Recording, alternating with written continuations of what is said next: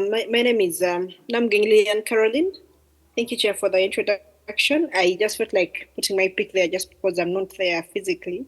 That could help you get a glimpse of who I am, right? I am a Black female African.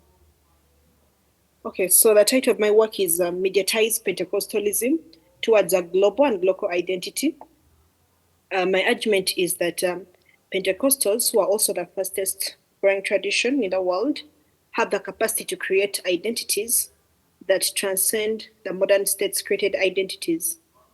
So, for that reason, Pentecostals cannot simply be interpreted through only the cultural lenses or economic lenses, but also political lenses. Their presence in moment of exceptions has shown a clash of sovereignty between the Pentecostals and the state, especially within the African countries. So then it's important for us to understand what do I mean by the global. So by the global, I mean like the whole world, or the world as a single place. And the image that I used there borrowed from Gordon Conwell, a pastor of a Pentecostal church in North America, shows one of the basic tenets of Pentecostalism, which is the pillar of fire, which occurred upon the apostles as they were praying in the old days. And of course, the flags and then the different dignitaries show that this is ideally something global or a global conversation, maybe perhaps around the same issue. But what really matters is that one of the basic symbols it espouses around Pentecostalism is the fire. And that fire is the Holy Spirit, right? So when we are talking about the word Pentecost, and Pentecost simply means the day when the Spirit descended upon people, and then they could up on their heads. So then what is the critique for the global, right? Why is it not mentioned to the global? Is because the assumption is that the global is synonymous for the West, especially the economic and political power blockers. So I borrow a term Glocal to show that beyond the global, beyond it espousing a global idea because of its being mediatized through the use of WhatsApp, Facebook, Twitter, and all other media handles, right? It also has a Glocal notion when it tries to seek to appreciate the area-specific experiences of the third world believers. And that picture shows that, look, Pentecostals or Pentecostalism also happens within another space, and that is like sort of the third world.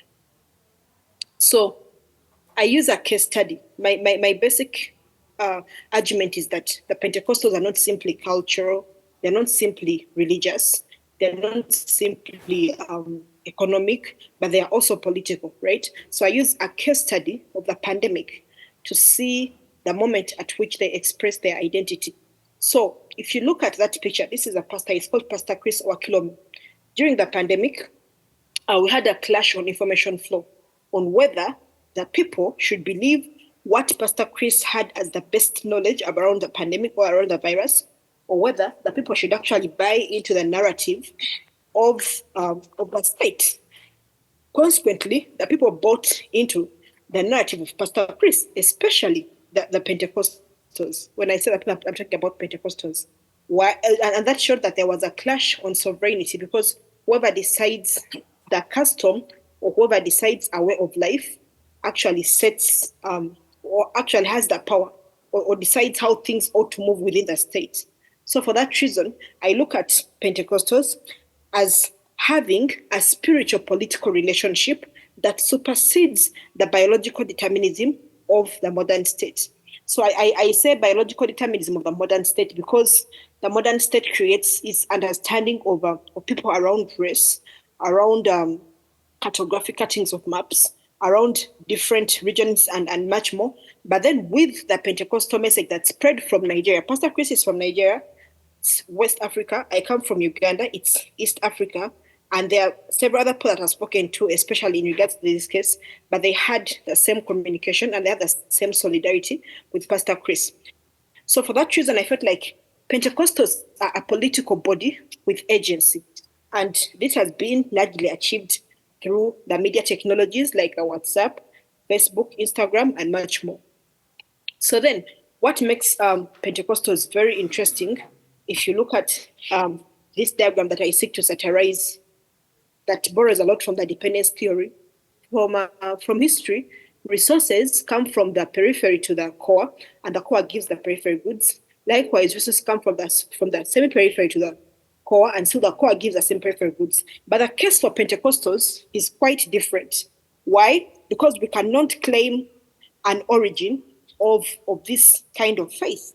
So there are contested histories on the origin of Pentecostalism.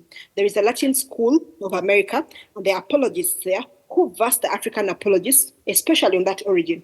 And my position on this is that we had a culture exchange, and critique to the existence of the very nature of the debates is Valentine Mudimbe and Martin Banal, who show that these debates are actually simply a power struggle, so they are not worth entering in, right? But the heart of the matter is that for once in history, we have the periphery contribute to something that even the core maybe has, or we have an inter-exchange or an intercultural exchange or a culture exchange, right? Without simply making the periphery receivers from the core. So then, what do I mean when I talk about Pentecostals as creating a new subject? I mean a subject that is based on the rhetoric shared, number one, but also they believe in the spirit, and then they believe in the messianic, and then they believe in the state-created identities that transcend state-created identities that transcend the modern state's identities, right? So the thing is, whether a person is a refugee, or whether they are immigrants, or whether whether they come from the diaspora, their claim towards being a Pentecostal opens doors of association with other Pentecostals in different places. So take, for example, in my first image, I show you that I am a Black African female.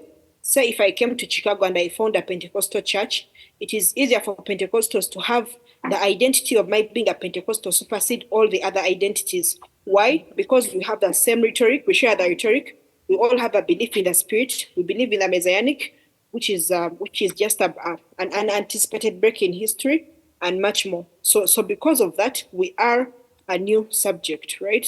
We are a new subject that transcend the modern state subject that is racialized, that is within biological space, that is racialized, that is within geographical spaces, and much more. So conclusively, Pentecostalism has been maximized as beyond faith to political formulations that create new subjects in the diaspora, immigrants, and refugee camps at large. Thank you. I beg to submit.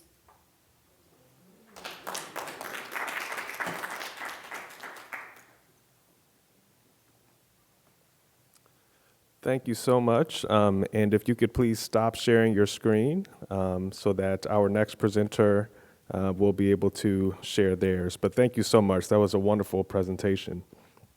So our second speaker is Mugalula Ashiraf, who is a PhD fellow at Makerere Institute of Social Research in Kampala, Uganda.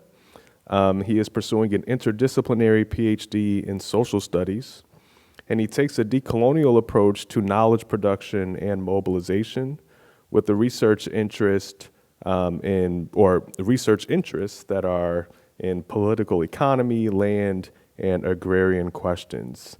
And today his presentation is entitled, Who is African? Rethinking the Identity in View of Changing Realities. So, Ashiraf, it's all yours.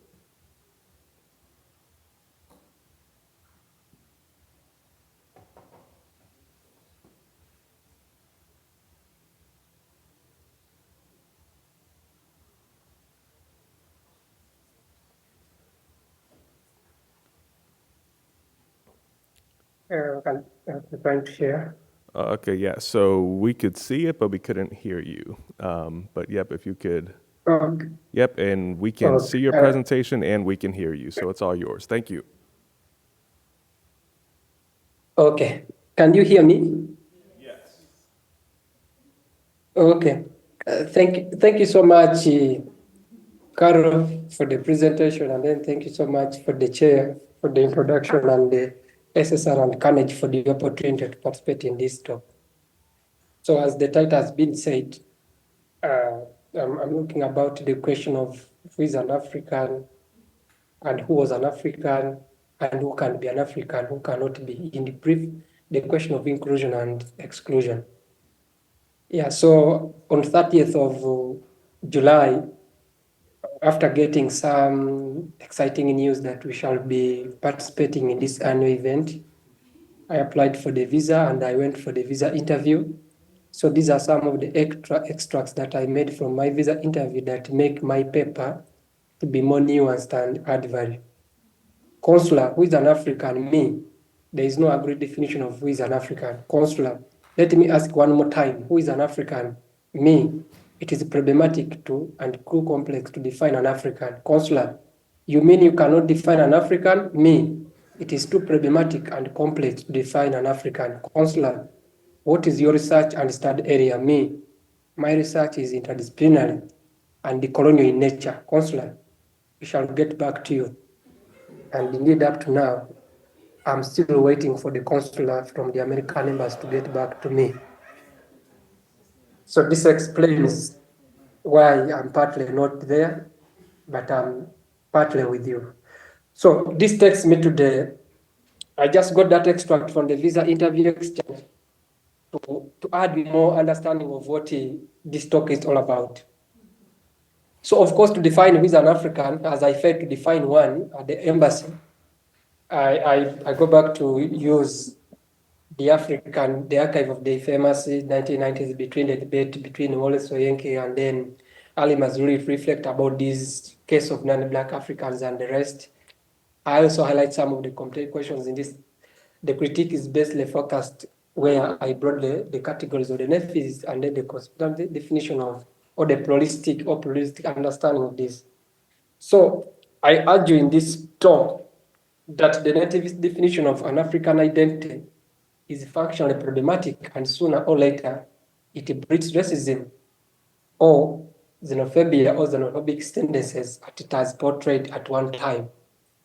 So of course, this will take us to a simple way I trace the best way to look about this is to trace the origin or the etymology of the word Africa. Different scholars at different time, different colonials or powers understood Africa from their own vantage point and the purpose. So, for example, in the antiquity, the Greeks are said to have called the continent Libya, and when the Romans came or happened, they have called it Africa around that context. So, in time ruled the Earth Africa coast, others are said to have called it their southern their settlements, Afrigo, Athama, the land of Africa, the name of the Berber community, among others. So this explains that the word Africa is etymology it has not been stable from whoever takes or whoever has it. It depends on the purpose how you want to use it and where you are standing it. But depending on when we are defining who is an Africa or who should be included or should be called an Africa, they are seemingly, I term them as inconvenient questions that some are not convenient to some people who have their preoccupation with or who have even taken a stance to define who is an African. For example, you may look about the question with, for example, with the question of the Ugandan Indians. This came as a way of 1890s when they came to construct the Uganda Railway. We have the Zimbabwean white settlers, the South African whites, the Saharan Arab Africans, the East African Swahili people, some African scholars, nativists, choose to add even specifying as exclusionary qualification category of African by auto shift to indigenous or native this. But the question is, what does this mean to those ones who are not there? For example, man asks, aren't there darker skinned people born in Asia, South Africa, South America, Australia? who do not consider themselves to be African? That's the questions we are pondering on. Aren't there people who do not consider themselves to be African, who others might identify as Caucasians? If the measure is indigeneity, the so-called inhabitant, those that originate from that particular place, how far do we go in establishing who is indigenous to Africa and who is not when we are defining who is an African? How about the people of mixed races? Who qualifies as Black? And these are questions that Hale reflects on in 2017. Are Blacks of mixed race less African? And this is the question that takes me to that debate of Wole Soyinka is implied in the exchange with Professor Ali Mazrui in their debate. One of the key global scholars looks up the colonial scholars, Professor Mahmoud Mamdan, has told us that the problematics of defining who is an African should be located within the colonial mentality of indirect rule. This divided the people on the basis of race and tribe, and the non-natives were categorized as races, while the natives were put under the tribes. So the primary consideration for origin did not become because of residence, but because of under the tribe. And that's where we are finding in this conundrum of this.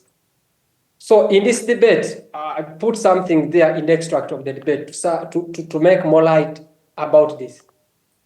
Wole Soyinka insisted that a concern that Maluzuli's analysis of African condition was a continuation of indignation against the African spiritual heritage.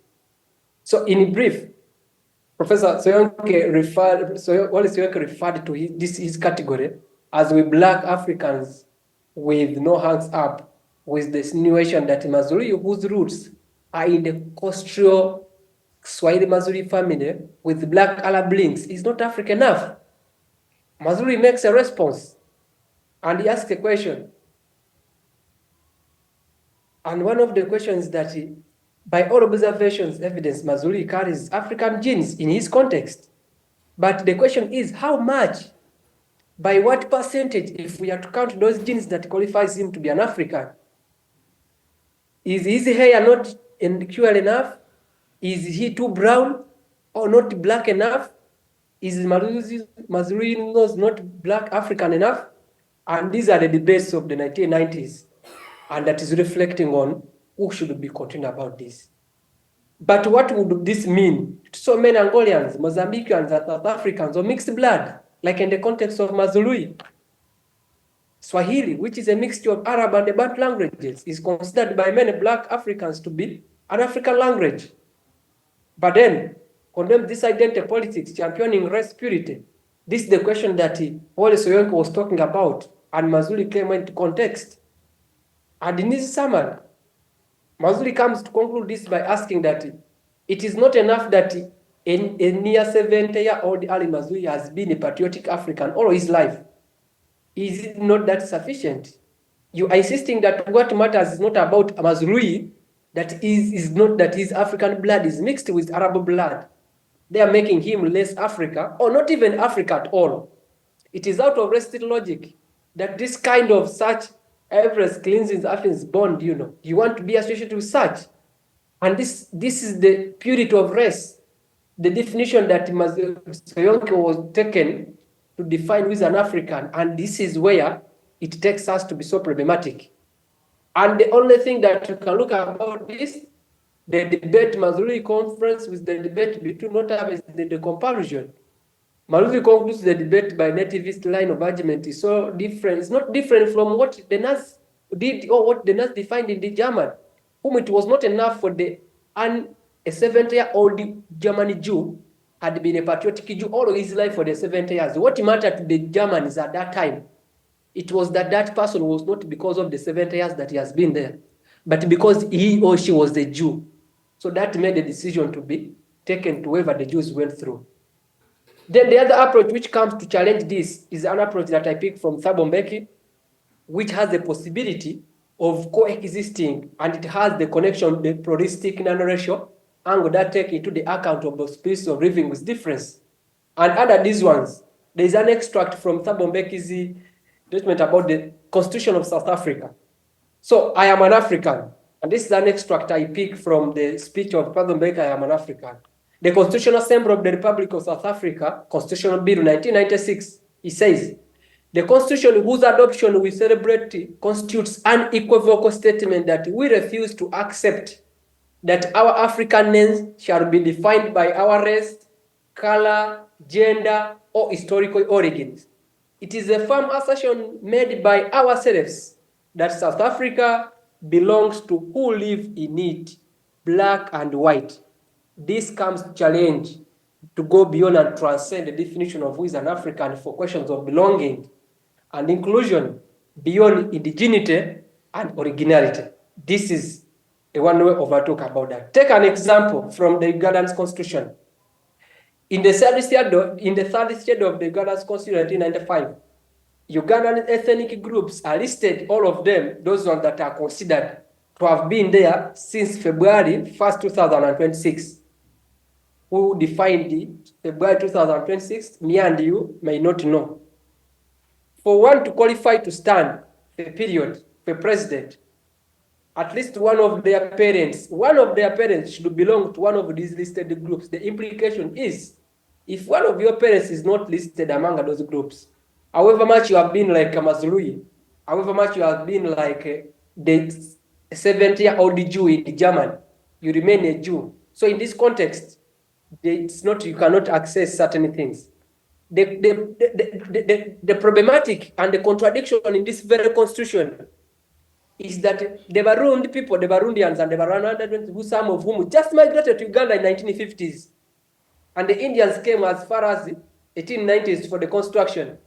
For them, they are included on the list. After a century of existence in the country, some of them are MPs in the parliament, others are LOC5, others are even accessing offices. And this is a question that we reflect about is, who is an African? My concluding thoughts. It is evident that the native definition of African identity is functionally problematic since it breeds racism and xenophobia. On the other hand, the contextual definition or the pluralistic definition builds on the stronger grounds that deracialize Africanness by shifting attention to citizenship and the coexistence in difference. Because our difference is accidental. Me being a black African boy or man, or me being undergone, so it is by accidental. Being short, being woman, it's accidental. By our similarities are important because we do not choose similarities because they are there and certain things.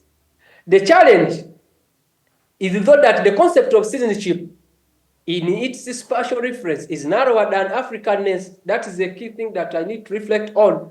As such, in African politics of recognition, one can acquire legal status as the citizens of a particular country, yet it still faces forms of exclusion and discrimination constructed around their not being African. Then you reflect about this. Africanness is not an identity provided by the law, but I want to add on my earlier argument that it is trans-legal social dynamics above the nation-state infrastructure as was instituted with its post-colonial legacies to the present.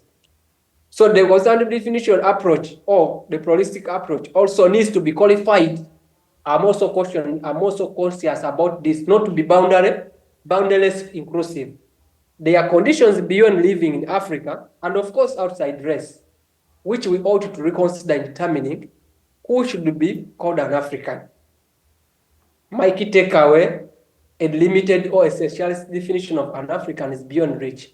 If we should keep it, I repeat, if we should keep it, and those ones who want us to define who is an African should want to keep it, our use and their use of the concept has to be deracialized if they are willing deliberately and contextualized, not to move out of context. For it means many different things to different people in different settings, both being a positive ruling nucleus and a tool for mobilization for the homophobic tendencies and even other political violence explosives that are facing the global and the African globe.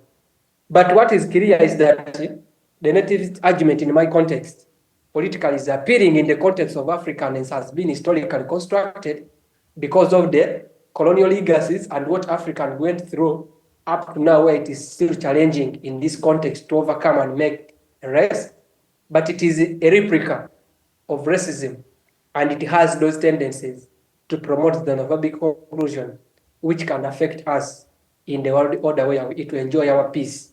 And that I have no intentions from continuing beyond here, Chair. I want to thank you and thank Arade and Alex for making us time to make sure we present our ideas from wherever we are. Thank you so much.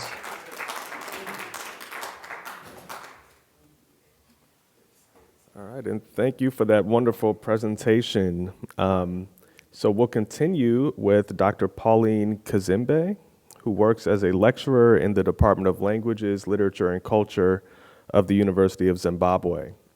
Dr. Kazembe is an African literature and cultural studies scholar whose research interests include gender, sexuality, popular culture, political and social themes on Africa in general, but Zimbabwe in particular. So Dr. Kazembe, the floor is yours.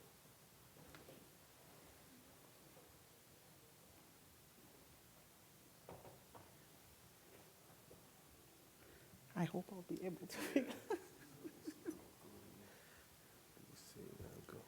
I think he said. Okay. Okay. Oh, This one. oh, that one. Cool.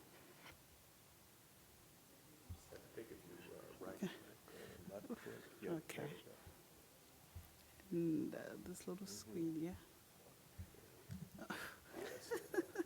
Thank you. Yeah. Okay, cool. Yep, it's on. Okay, so how do I? So if you want, I can move this. No, I just want to figure out how to. Okay, all right. Afternoon, everyone. So my presentation is titled Zimbabwean Women on the Move, Exploring Social Digital Narratives, Reconstruction of Contemporary Zimbabwean Women's Identities.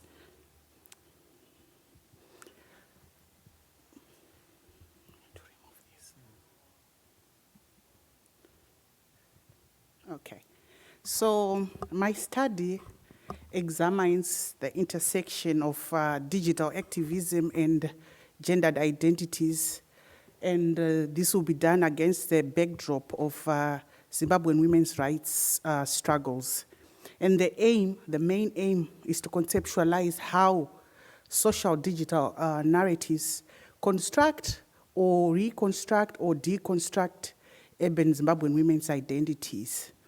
And the key questions that I would like to answer are: how do social digital narratives shape Zimbabwean women's identities? And what gendered boundaries are being confronted in digital spaces? And how do they impact public discourses about women's rights, about belonging, and about identity?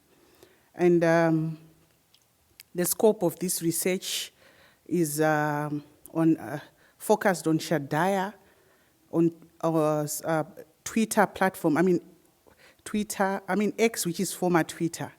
And then there's another personality called Mama V on Instagram, and then a Facebook page called Pau Shamarwedu, which is a women's group on Facebook. So the theory which drives this project is a digital African feminist approach, and this is an emerging field which speaks to the intersection of African feminist thought, digital technologies, and online spaces. And what it does is that it recognizes that not all women have got access to digital spaces, and the terrain of digital access is uneven. That's why also my study is really focused on Zimbabwean urban female identities, because even in Zimbabwe, the terrain to accessing digital spaces is very uneven. You find that mostly women in the urban spaces are the ones who are interacting with these platforms. So this theory underscores the potential for digital tools in empowering women in Africa while emphasizing the urgency of addressing prevailing challenges to ensure inclusive digital participation. So it is a concept, but it is also a method, according to Nyabola, a method for activating African feminism in digital spaces. Why is this important? Because you also find that the issues that women deal with offline, you see them, going on digital spaces. So there's an urgent need for activating women's rights movements on the digital spaces. So I'm going to get into the case studies. The first case has got to do with Taona Shadaya Knight. He's popularly known as Shadaya. He's a popular Zimbabwean social commentator who has, received a lot of public attention on X for waging a cultural war against women. He is anti-women, he's anti-feminist, and these are the sentiments that you get, from his posts. And the reason why I am giving him as an example is to show the kinds of, violence and condemnations that happen against women on digital spaces. So his page has become a breeding ground for silencing women's voices through his misogynistic predispositions, while at the same time enforcing and displaying what I want to call dangerous masculinities. One of the devices that Shadaya uses on his page is stereotyping, a common technique in his narratives, which is used to restrain and dictate notions of femininity and to impinge on the rights and subjectivities of Zimbabwean women. I'm sure you saw the first slide, some of his posts. I'm not going to get into them, but I hope you can just read and understand what I'm saying. So, for example, some of the common stereotypes have got to do with women, especially seeing women as sluts, or women as gold diggers, older women as insignificant, younger women as sexual objects, seeing women as a disgrace to society. For example, this post, he says, a daughter's behavior is a reflection of the father's strengths or weaknesses. Weak fathers raise sluts and sing women. And then if you look at the responses to some of his posts, you find that they kind of echo the idea that what he says, maybe it's what men, think, but may not have the courage to say as loudly and as boldly and as unapologetic as he does. So on Shadaya's digital platform and the narratives that he is circulating, you find that the case of Zimbabwean female identities remains jaundiced, and it does proffer some questionable public discourses about what it means to be a woman, their role in society. And then the next example has got to do with Mama V. Mama V is a popular comedian who has become a darling of many Zimbabwean women followers, including myself at some point. And women view Mama V as an ally in the Zimbabwean women's rights movement. So Mama V is popular for masquerading as a female character, a quarrelsome, strong, subversive woman who deals with a range of challenges that are typically faced by Zimbabwean women as part of their everyday lived experiences. So what we see happening with Mama V is we think we see a welcome departure from the taken for granted images of Zimbabwean women as subservient, docile, and chaste. So she fits the traditional role of wife and mother, which is socially acceptable. But what she does with that role is that she subversively uses the roles to project mothers and wives who challenge the status quo and who refuse to conform. So I ask, is he a friend or a foe? There's an intimate correlation between having a voice, speaking for yourself, and self-expression. And these are ingredients that are very crucial to a Zimbabwean feminist movement. But, on a superficial level, Mama V's voice resonates with the requirements of achieving the vision of Zimbabwean women's rights. I say on a superficial level because in the beginning, I also used to laugh along everyone. But I came to a stop. It's reminiscent of my relationship with Tyler Perry's movies as well. I used to love them until I stopped loving them. I stopped laughing and I started questioning myself, what am I laughing at? The flip side to Mama V, voice, is that it is burdened by the requirements of the male vision for women's status in society. Her voice is often trapped by the logic of gender stereotyping that we see in Shadaya. And also, Mama V heavily relies on spectacular representations of these women who are mothers and wives. They are also witches. They are also sexually liberated, but to the extent of being promiscuous. They are sly, they are dangerous. So what happens is that the spectacle eclipses the everyday. And yet, I want to argue that it is the everyday lived experiences which are the most authoritative when it comes to trying to make sense of a Zimbabwean women's rights movement. And with Mama V, the spectacular ends up just making light of what is important. So, as a way of concluding, I'm going to give an example of this page. It's called Paushamwari Wedu. It's a range of Facebook groups by Zimbabwean women.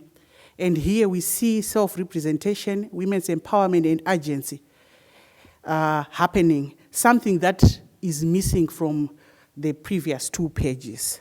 So, Paushamwari Wedu is a Shona phrase which denotes, a getting together of a group of friends.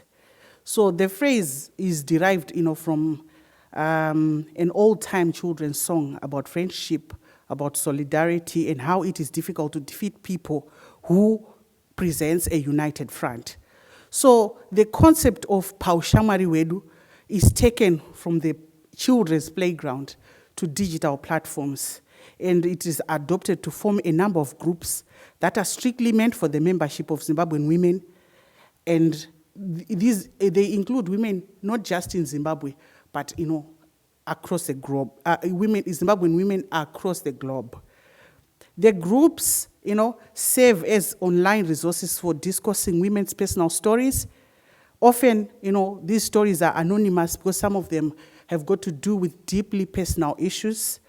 And you also see women talking about Zimbabwe's latest news, women's education opportunities, migration, culture, business, politics, sports, celebrities, fashion, and the everyday. And this is where we see the everyday on these platforms. I don't want to romanticize, because I've also had moments where I felt, there could be, these groups could be, could also push forward toxic ideas about women, but they are realistic, because at the end of the day, Zimbabwean women are a wide range, they are diverse. They come in different shapes, forms, and sizes, and also different characters and attitudes.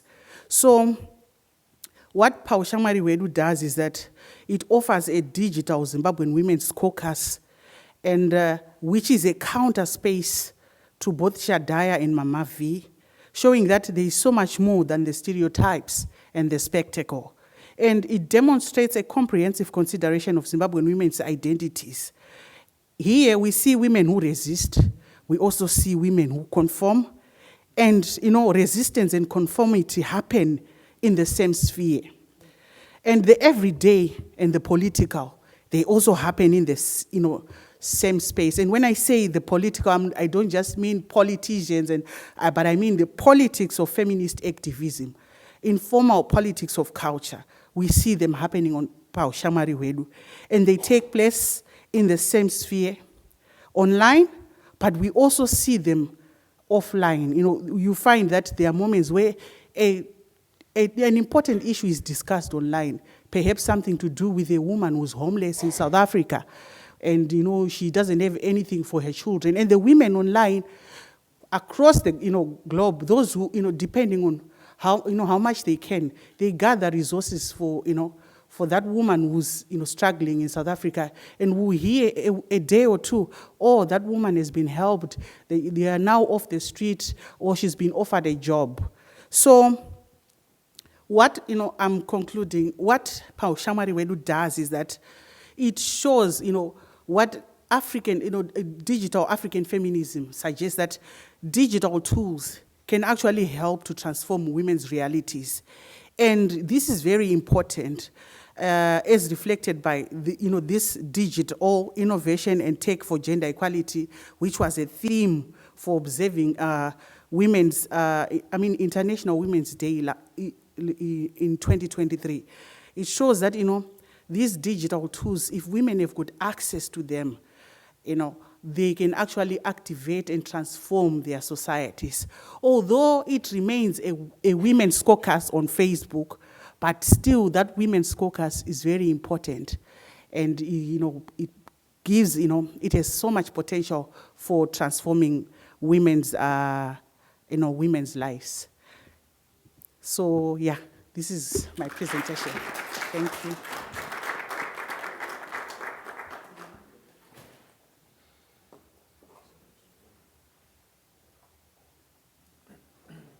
Thank you so much for that incredible presentation.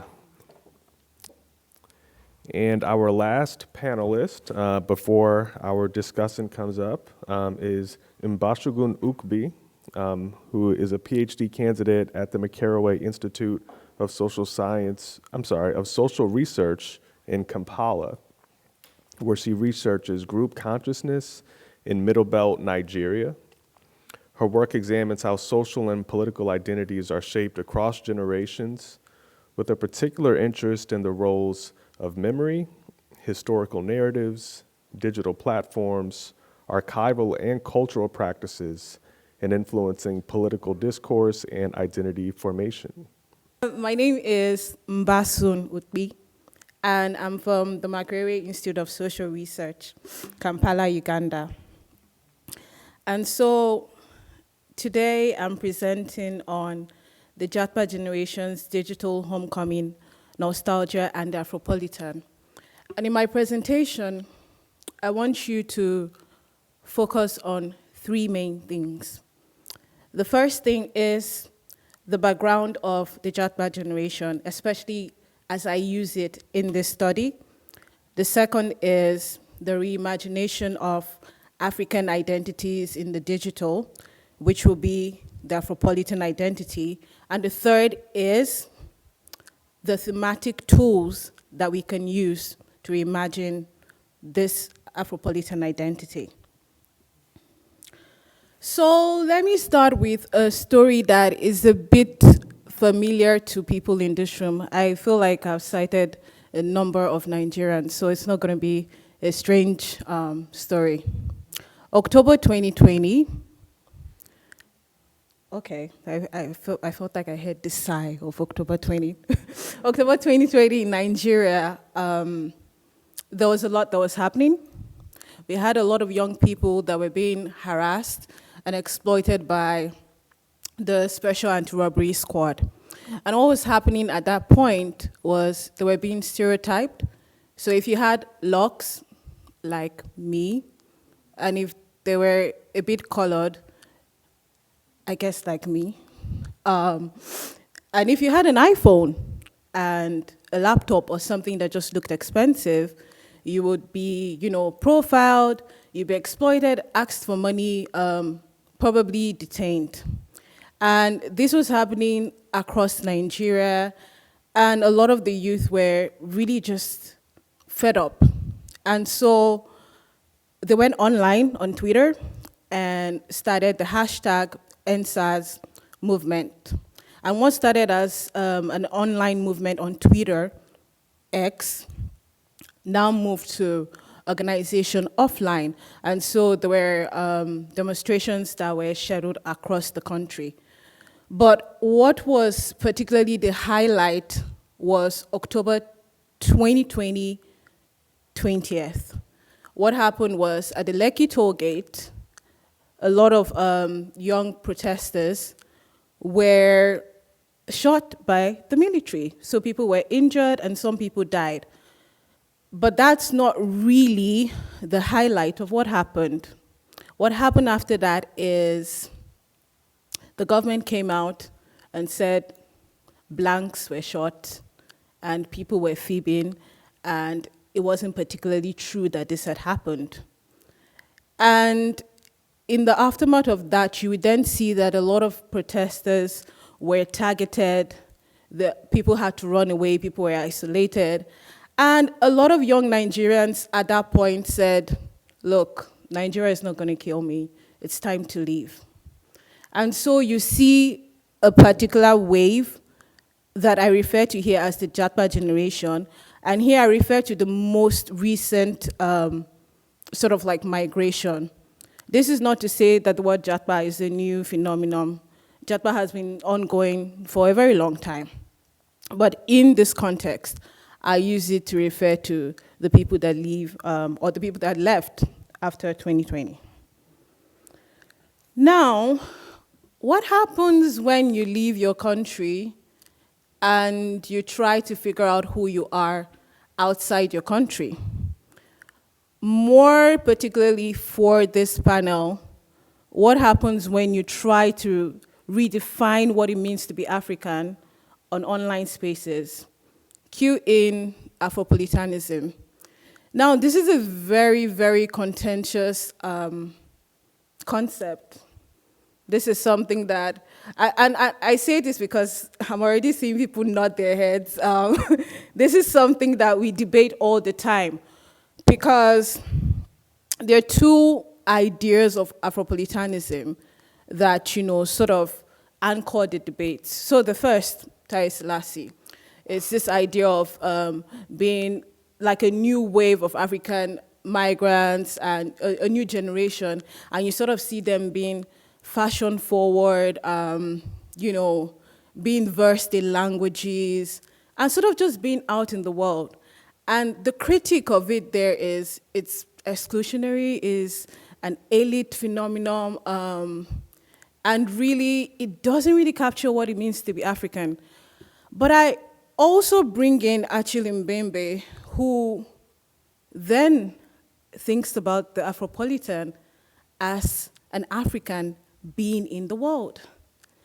And in this sense, we think about the fact that when we think of being cosmopolitan in the world, we're assuming that in the present, we are trying to be Africans in relation to being in the West or with others, forgetting that even in the pre-colonial, there were ways of being cosmopolitan. It is not a new thing to us. We have been over time. And so, what are the tools that we can use if we're rethinking what it means to be Afropolitan, especially in the digital phase? Nostalgia is a very interesting concept that we might use. And nostalgia, as theorized by Boym, offers two pathways. So we have the restorative form of nostalgia, which thinks that everything is pristine and thinks that when we go, to the past, everything is perfect. It's sort of like how the pre-colonial has no issues at all, and we just need to go back to the pre-colonial to make everything right in Africa, right? Or it thinks of the homeland as the perfect place for us to go back. So whether that's like a physical going back to the homeland, or even if it's, again, just the thought of having a pristine idea. But the important and perhaps useful form of nostalgia that I use here is the reflective nostalgia. And this is a modern type of nostalgia that makes you think about the in-between. And in this in-between, it says that you can be homesick and sick of home at the same time. And if you do that and you sort of put these concepts together, we then bring up the concept of the Afropolitan's nostalgia.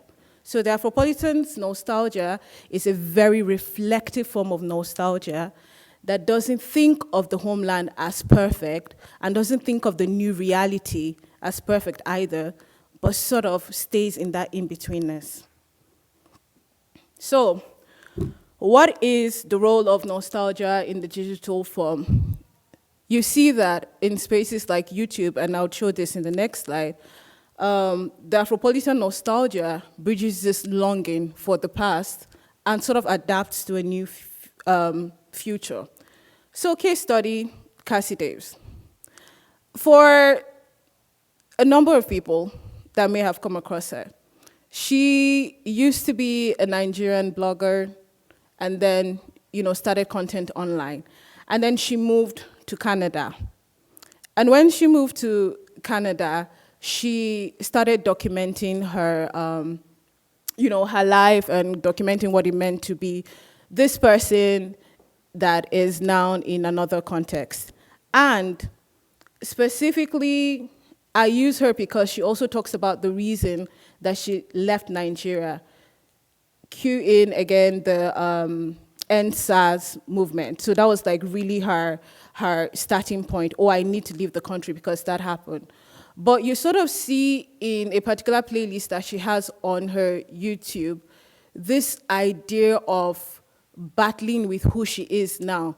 So she struggles with how she's supposed to present herself in this new context that she's in. She talks about food. She also has a conversation with another Nigerian that is a YouTuber as well, and they sort of talk about these cultural shocks and talk about what it means to now be in Canada. And so you sort of see three major themes of this diasporic identity show up in her channel and in the work. So first of all, it's sort of the migration narratives. And I need to also connect this to the other work that is being done. So recently, I think we had about 2 documentaries that sort of showed this move from Nigeria to other places. The first was, I think his name is Steve Nduku. And then the second is Tayo Aina. So they sort of have like these documentaries, mini documentaries where they talk about what it means to be they focus on the UK, but what it means to be in the UK and the realities of that, right? But you sort of see that these migration narratives have a lot of people adapting to new cultural norms and trying to figure out what it means for them to be in these new places. But then you also see food and memory showing up, whether that looks like how they recreate Nigerian dishes abroad, how they try to create communities. And specifically in the community building, and this is what I think is one of the key parts of what it means to redefine being African online, is that you see that the creator has a relationship with the community. So in the comment section, you see that there's a whole community that builds, and people keep reaffirming whatever it is that, for this example, I talk about Cassie Daves, she talks about, she'll talk about something, and then in the comment section, people are like, oh, I'm an international student, I just moved here, I really relate to this. And so going back again to this critique of the Afropolitan as being something that is exclusive, you then see that in this digital plane, it sort of evens it out because you have a community of people that may even be on the continent, may be in different places, but they have this shared interest of thinking about what it means to be African. And now, before anybody goes and asks this question, because I know it's going to come, the digital is also exclusionary, I agree. Not everybody has access to that. But when we think about redefining these ideas, we also need to think about the fact that we are not looking for a blanket idea that covers everybody. Maybe it's okay for us to have particular Africans that can think through particular identities. And again, this is not a new thing. All forms of thinking through African identities have their own exclusions. Just being Nigerian, I know I have my exclusion of being from the Middle Belt. So now that we have addressed the critique, I'm basically saying digital, nostalgia, or the Afropolitan nostalgia, democratizes this identity by connecting the different experiences that we have online. And cultural hybridity is also not static. We cannot think of the Afropolitan as the destination. We need to think about it as an evolving negotiation that goes on. I think that the conclusion is pretty much like what I've just said. So yeah, the Afropolitan nostalgia bridges the old and the new. And maybe in concluding, the question that I would ask is, when you pick up your phone, when you go on YouTube, when you go on Instagram, when you go on X, when you maybe engage with what it means to be African, whether that looks like African creators or even in creating your own content online, how do you think of yourself and the digital self that you're creating? How do you negotiate this sense of being African in these two sort of like forms? So basically the question is, how are you African online? Thank you.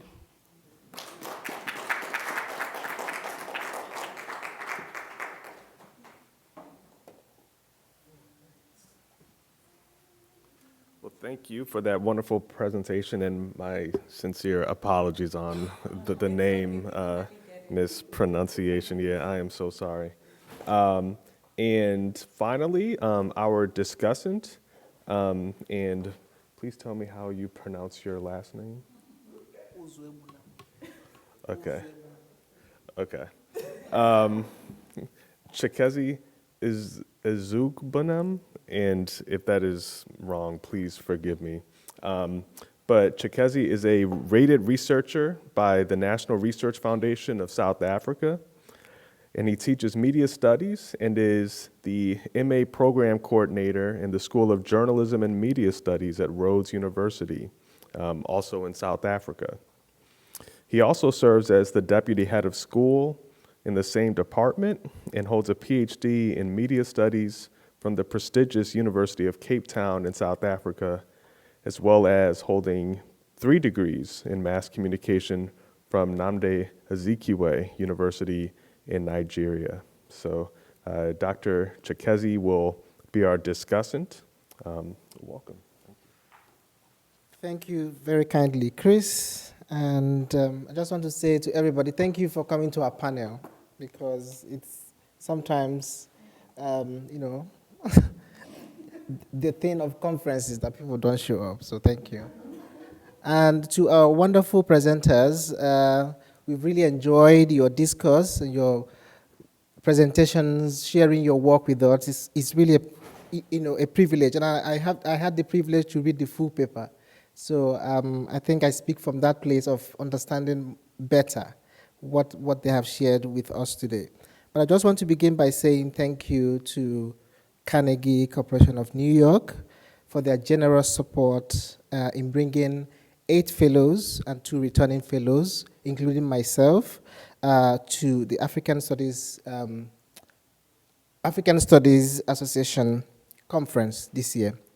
And this is an ongoing process, an ongoing project between ASA and Carnegie to bring exceptional scholars like my colleagues and I from the African continent to the US to share our work with all of you at the annual meeting. And Carnegie Corporation of New York is, of course, one of America's oldest grant-making institutions to promote the advancement and diffusion of knowledge and understanding of Africa, and we're really grateful for their support. So let me get right to the papers. I want to start with Pauline's paper. Her paper examines how social and digital narratives shape ideas about Zimbabwean women's identities and their impact on the broader issues about their rights And I like that you began, well, of course, your paper, the main paper that I read, you began by focusing on the age-long feminist debate and thinking around the place of women in society and the impact of traditional expectations, culture, and patriarchy on who a woman is or should be. And in particular, historically, you did show how Zimbabwean women have suffered various forms of invisibilities, traditionally, societally, and politically. And what that also was a very good cue to the overarching question that you then ask, which is, what is the image of the African Zimbabwean woman in the digital era? Has it changed from what it was in the old compared to now? So no doubt, social media is giving women in Zimbabwe and activist organizations a place to speak up about issues like sexual abuse. And interestingly, the Zimbabwean Legislative Authority has a women's equality policy and framework. However, this seems not to have translated much into positively and crucially changing the enduring marginalization and invisibilization of women in the country.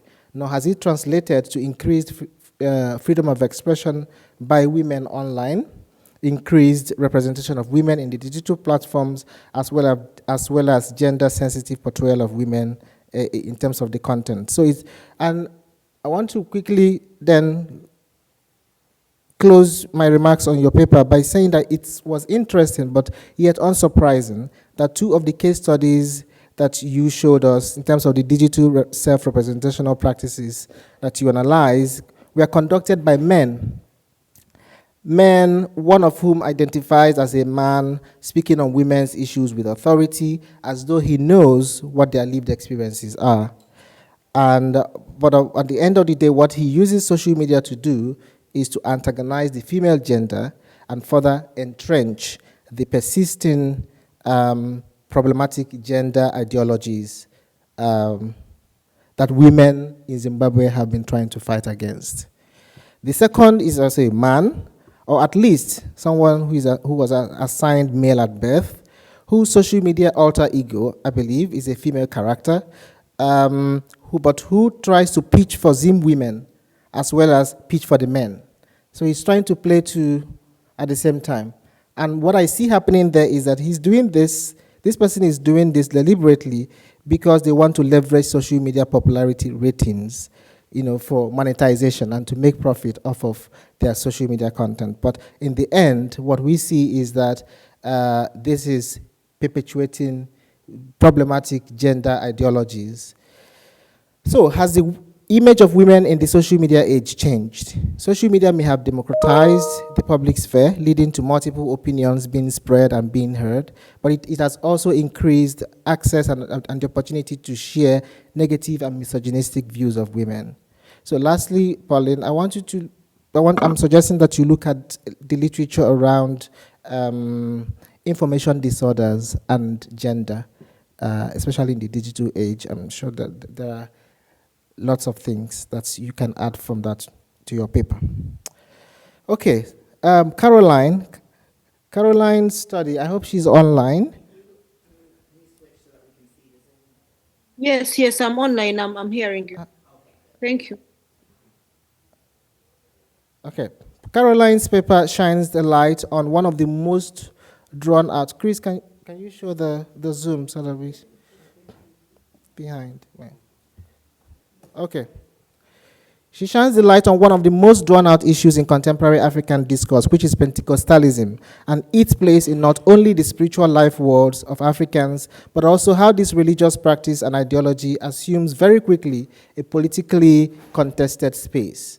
As she argues, Pentecostalism is one of the most popular religious traditions in the world, and its pervasiveness and popularity have successfully transcended sociocultural, political, and even religious boundaries. And Caroline shows us that Pentecostalism has become not just a religion, but an institution, which clashes with the nation state as a form of identity shaping and construction by Africans. And this is understandable because in many African countries, there is a general disillusionment with the political class, and citizens' distrust and disconnection from political leadership holds out like a sore thumb.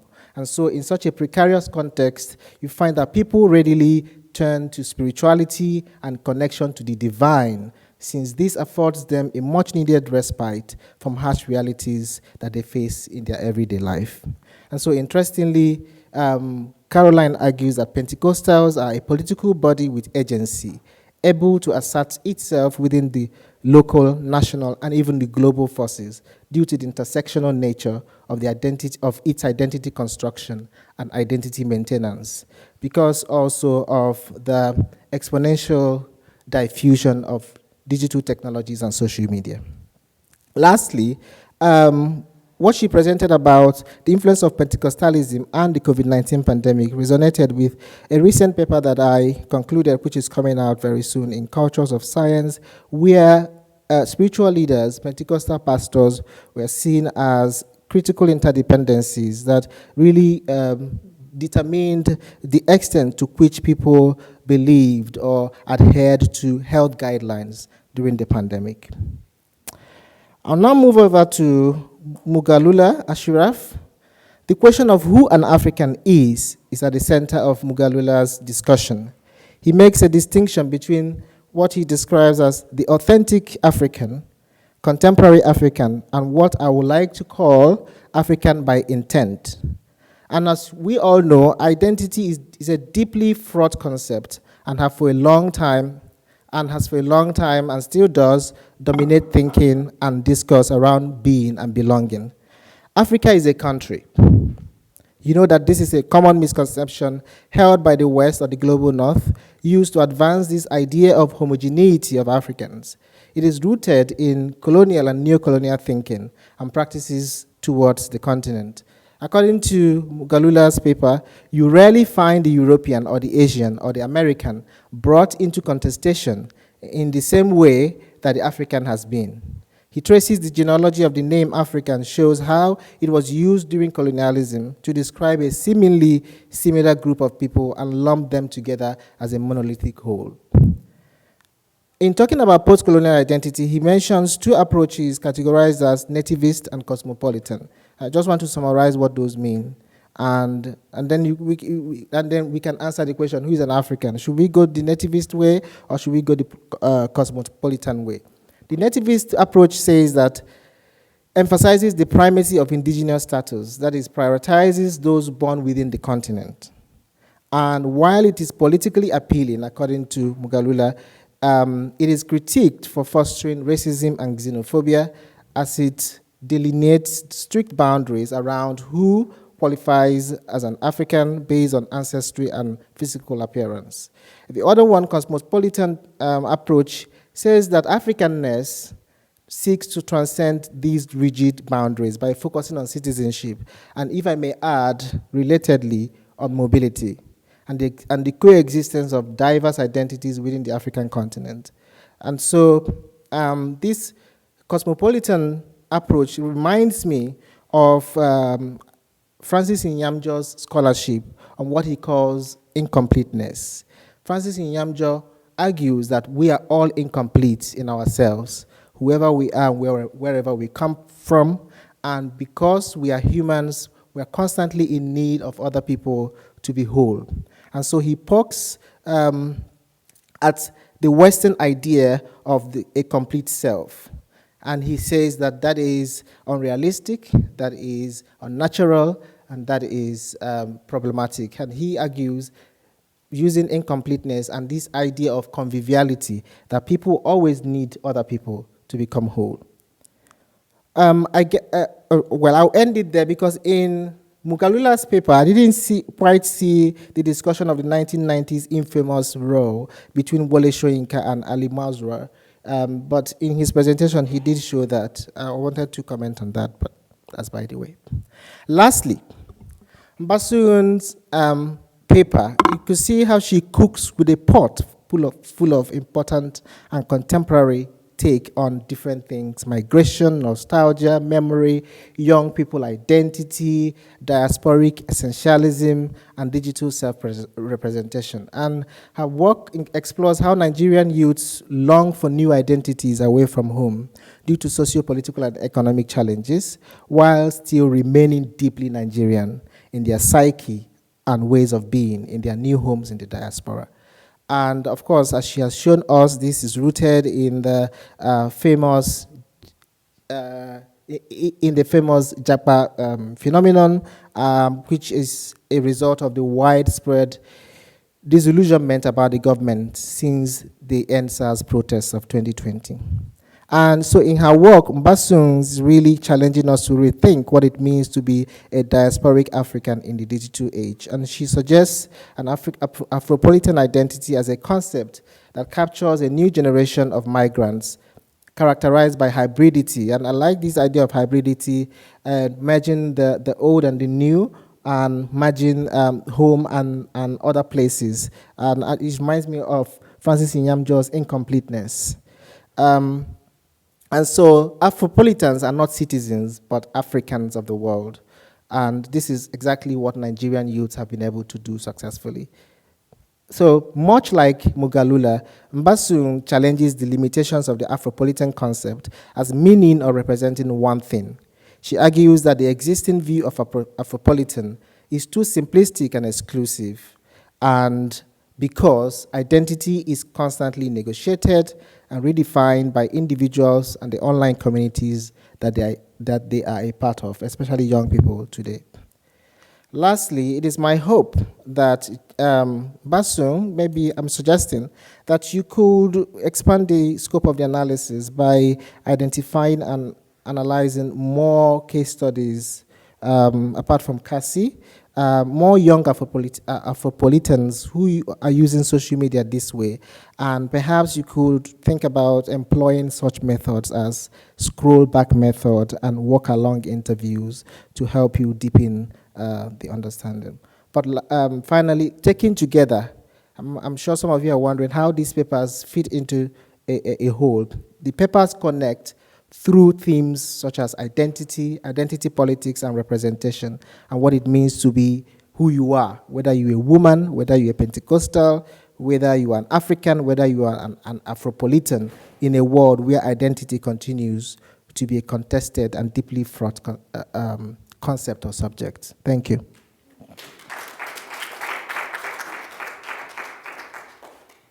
Thank you so much for those comments. So we do have about 25 minutes.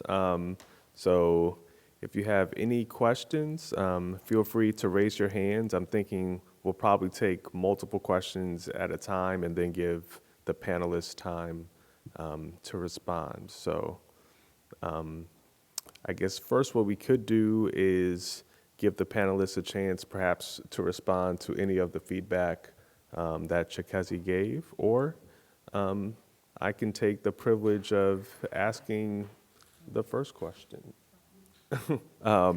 So my first question is that it does seem like this topic of what it means to be African continues to come up, and I would argue is very relevant even outside of the African continent, right? When I'm teaching classes on the modern history of Africa, I ask this question to my undergraduates, right? Because I think what it means to be African in some ways dovetails with how people define what it means to be American, right?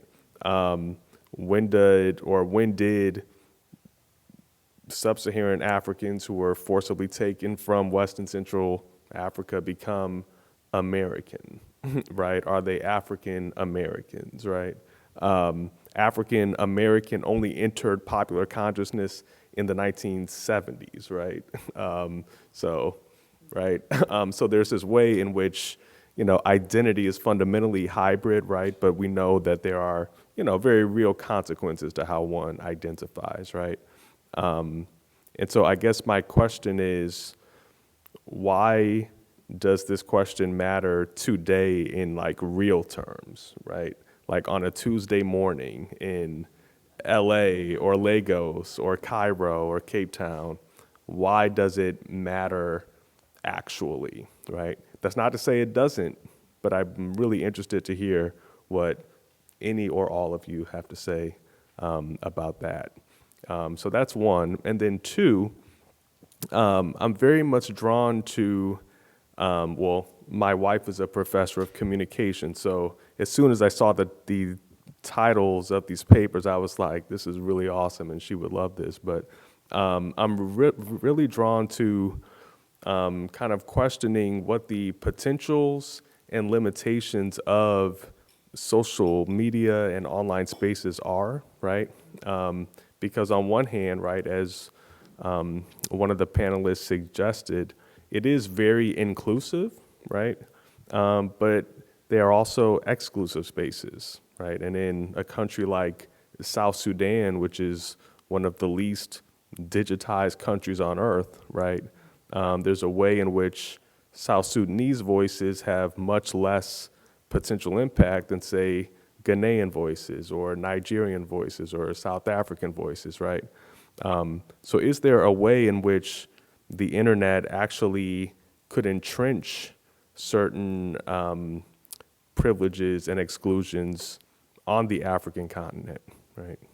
So just a couple of thoughts. You may agree, disagree, but I invite any or all of you to respond. Sure, yeah. Okay, and for anyone in the audience, let's be sure to speak up so that we make sure that everyone on Zoom can hear us. So yeah, I have a couple of questions, and just for Ashraf, it's such a fascinating topic of identity. I study identity and nationalism and politics as well. And I guess my question for you is, while I 100% agree that a nativist, and especially a racial definition of Africanism, ultimately leads to exclusion and xenophobia and can have negative consequences, I also can see a flip side where I have met white South Africans who like to position themselves as Africans and use that positionality to supposedly give voice for Africans and say Africa needs this or Africans need this. When we know, when there's obviously that colonial experience there that is, and right, that is very unique. So I wonder how that sort of situation sort of factors into your thoughts. I'm also really curious, Pauline, I know you're working a lot on feminism, but your use of the phrase dangerous masculinities, I really liked a lot. I hear so much the term toxic masculinities, and I feel, and men often hear that and get very defensive and feel like it is an attack on being a man in and of itself, rather than the ways that masculinity is created, which can be many, many things. And I just wonder if both academically and socially we need someone to theorize maybe a little bit about the concept of dangerous masculinities, and how that's unique and how that could be a useful term, a useful thing to think through. I'm also interested with the Japa movement. Just a clarifying question: was it the government, like police attacking people, or like people within their communities, or like was like everyday people attacking young people with technology, or was it like the government attack, like police attacking people? It was the police. Okay, that's what I thought, but I just wanted to clarify. Okay. And I'm also wondering with these social media influencers who, even if they started, like I'm just documenting my life, they often, if they become popular, they end up branding themselves, right? It becomes a business, and you end up branding yourself. And I follow a lot of African creators who are clearly making content for a global audience. They're making content for non-Africans who are in other places about Africa, and as a non-African who lives in the U.S., like, it reaches me. And I'm wondering who these content creators, if their content is really being focused on other people in the diaspora, or if there's a lot of engagement with people who are in Africa with these people, either as potentially aspirational of people who may want to immigrate, or perhaps people who are critical of them and use those spaces to voice that. Awesome.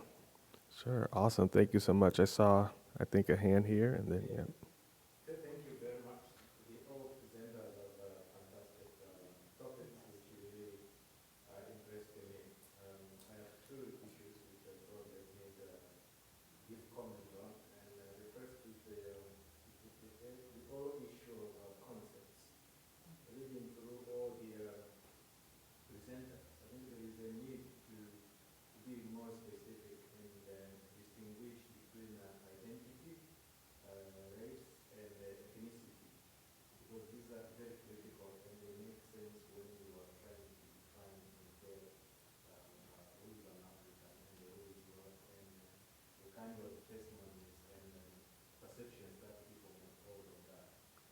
the second issue relates to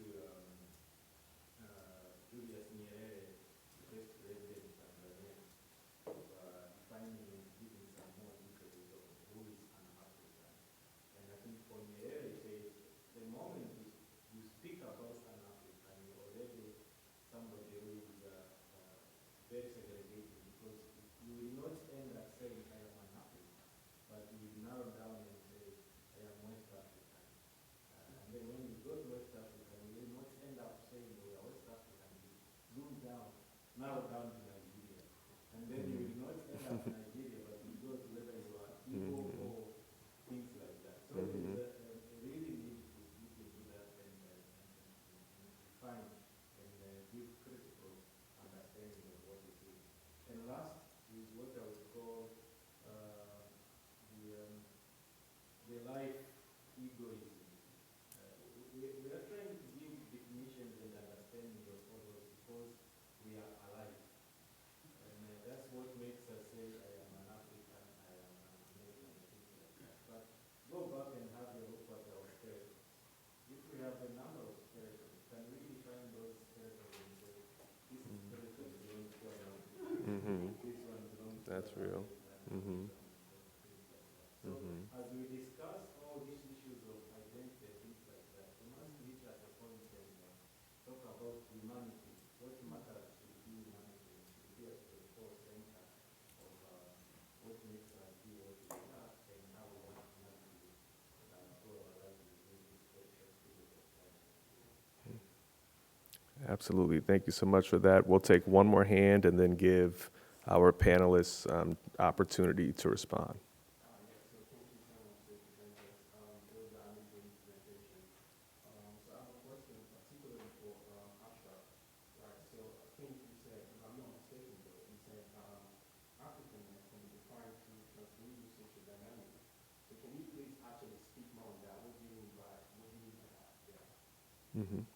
Okay.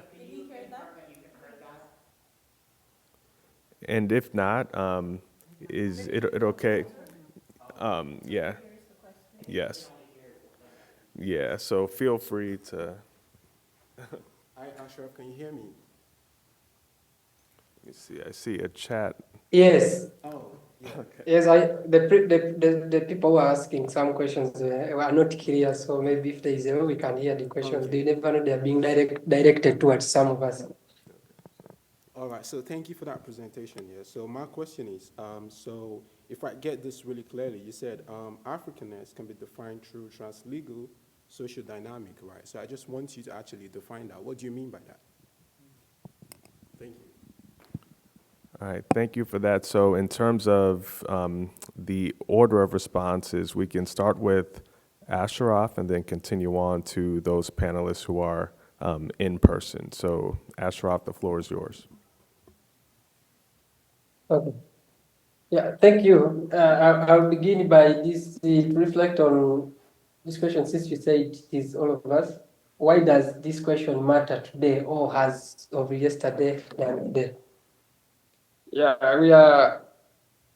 we are not only theorizing, but our theorization, Mr. Chair and the colleagues who are on the call, it is rooted, landed in the concrete.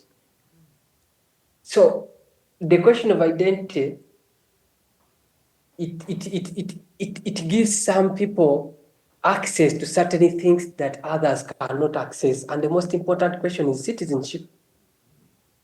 If your identity is unstable, there are certain things that you remain just like the plane is passing up above your house and you see it, but you cannot touch it and you cannot climb it from there. That is the question of the problem centered with why this question matters. Because a society which is galvanized with the baggage of history is like a category of a woman who is in the roundabout of the road. And this side is a black woman. This side is the question of race. This side is ethnicity. The other side is the other side. So a lot of garbage going on the same person. There are certain ways that this person looks. So that makes this question to be so relevant, to matter. because it is a question of inclusion and exclusion. It determines how the modern state has restructured and responded. First, has defined and responded to the different demands of different participants in a particular political community. So the moment we don't, if we take it for granted, there is a certain legacy that we are not able to destabilize, that we are perpetuating the process. Because certainly, as Mamdan has urged and other people, this is what the colonials did. And up to date, we are still grappling with the legacies of colonialism, and that's part of it. Even where you find out that in the case like where you see South Africa, it's not a straight jacket model. Like someone, I don't take it as a darling. Where I see full emancipation, there are certain issues that are still surrounding that. But it shouldn't mean, in the context of my professor, is that it doesn't mean that because so and so has stolen money, you should also in the morning steal. No. You know the right thing. So it doesn't mean that because other people are keeping quiet, they are not speaking about certain things or injustices that are happening, then the rest of people should keep quiet because it has not. Like someone said, no one knows tomorrow. All of us, we are potential prisoners. Like the discussant said, we are incomplete. And it is the truth. Like my professor has said, it is true. We are all potential, we are all products of migrations. If you try an example, for example, right now, if I mention that let all of us go back at our origins, also called indigenous places, the only thing I can say is that we may end up in the Garden of Eden, all of us, because we cannot trace, honestly. Then, the other question is that the economic dynamics about these boundaries is that the questions that are determining this social dynamics is that when you come in the context of Uganda, let me just use like more 2 minutes to elaborate this. You come in the context of Uganda, you come in the context of South Africa, and then you come in the context of the so-called Black Africans. I mean, Black African Americans, American Africans in the context, whatever, so I may be confusing, but who are there? There are arguments where people are saying that the Black Africans who are in America, the question is, who took them there? They went on Chinese. No one took them there. They didn't go voluntarily. It is a question of agents. Now, when it comes to the question of what about the Indians who are in Africa? In my place in Uganda here, I've been in spaces where people are saying, we never forced them to come. They came by themselves. How do you reconcile forced migration with peaceful migration? And that is the question of the dynamics. Then the other one is a political question. And I'll argue, and I'll still argue on the theory of Professor Mahmoud Mamdani and other decolonial scholars, is the question of it is politics which defines the law. It is not the law that defines the politics. So if it's the politics which defines the law, what do we need? And this takes us to the question of a political reform. We cannot have any meaningful reform without having a political reform, because the way the modern state has been structured, it has been structured on the points of exclusion. It cannot be able to include all of its inhabitants within. And that's that is the theorization and the formation of the modern state. So when you bring all these intersectionalities and you bring in the histories and Africans that has gone up there, not only but still carrying with the baggage of colonialism, which is still in the context of today, you may tell one to follow their nose to reach where they are going. Thank you. Yes. So thank you so much for that response. I do want to make sure that we leave time for the other panelists to respond. So, yeah. I'm going to respond to 3 points. The first one made by Discussant, he was questioning whether Namugenyi is preaching of both Zimbabwean women and Zimbabwean men. And I just want to mention that Namugenyi is not popular with Zimbabwean men because of his own there are also contestations about his identity. And he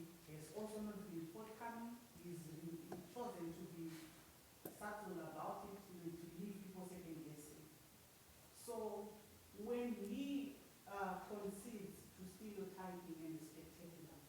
I feel as if we sometimes sacrifices as Zimbabweans so that he has a chance to also perform his own politics of identity. And then the second question was why identities?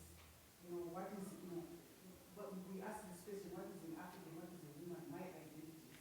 And I want to take us back to what happened to us as Africans in stories of colonialism. Knowing is possessive.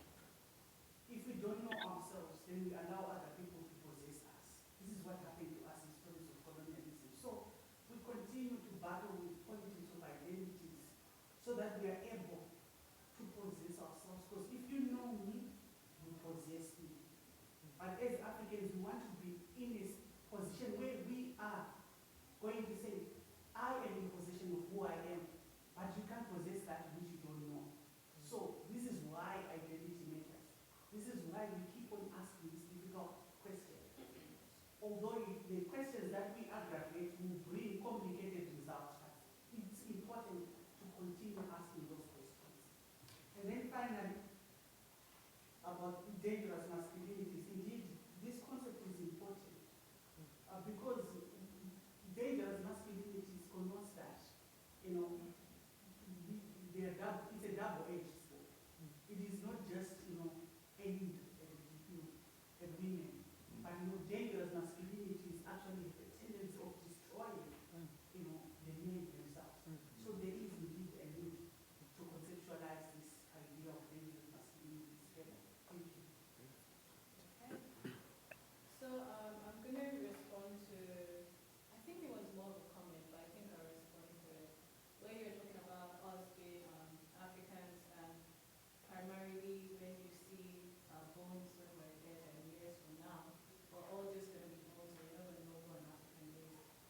But while we still have breath in our lungs and while we still have flesh, Africans we can't all be the same.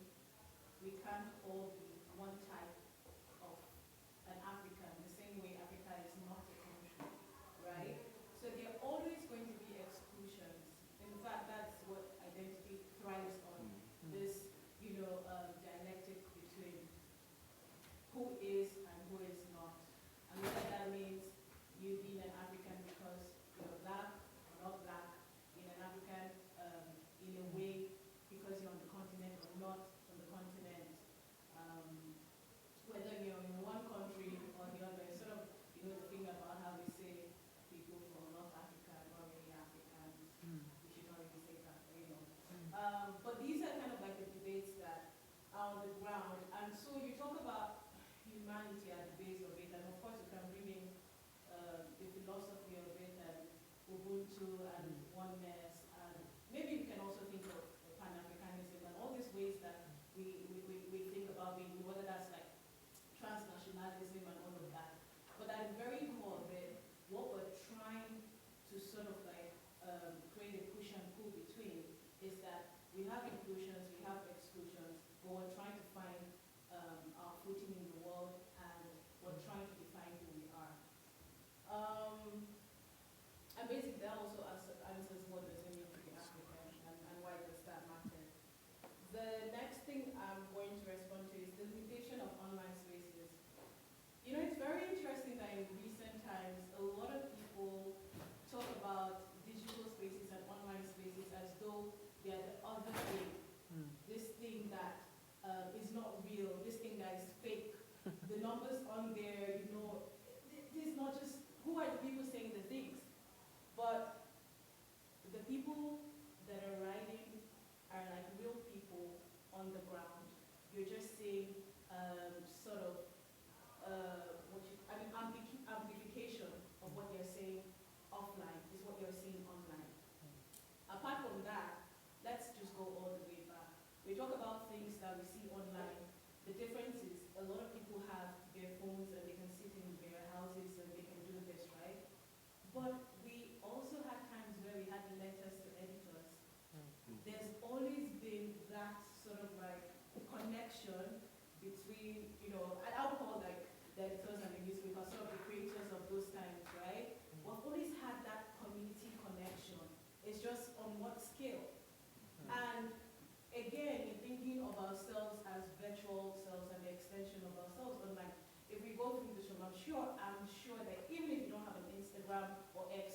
Facebook.